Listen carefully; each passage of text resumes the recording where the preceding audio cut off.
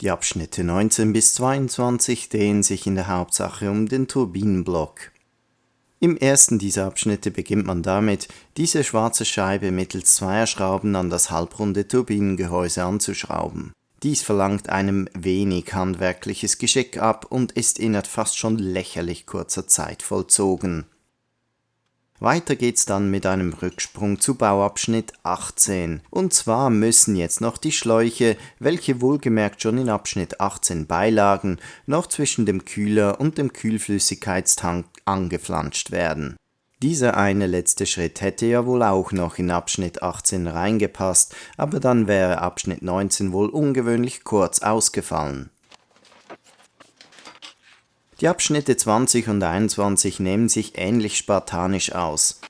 Hier werden schlicht zwei Abgasleitungen zusammengebaut.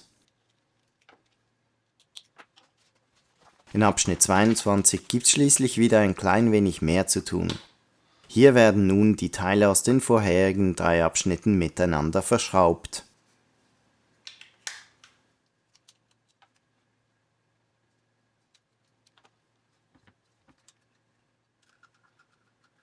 Zu guter Letzt hält man dann dieses Turbinengehäuse in Händen.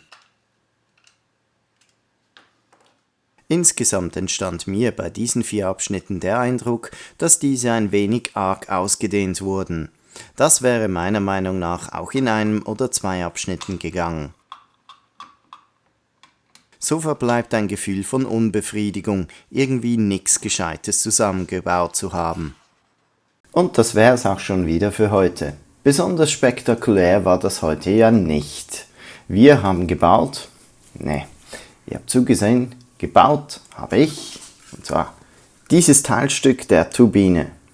Und wir haben ein paar Schläuche aus Abschnitt 18 angeflanscht. Ansonsten gibt's nicht viel zu berichten, außer dass in Heft 21 ein Hinweis vorliegt, dass man die überzähligen Schrauben doch bitte als Ersatzmaterial aufbewahren möchte. Nun, ich habe das mehrfach schon selbst erwähnt. Meiner Meinung nach gehört solch ein Hinweis allerdings in die erste Ausgabe. Wir sind hier aber schon mittendrin. Wie dem auch sei, wir sehen uns bald wieder für die Abschnitte 23 bis 28. Habt ihr Anregungen, Fragen oder Kritik, dann schreibt sie doch unten in die Kommentare. Bis zum nächsten Mal.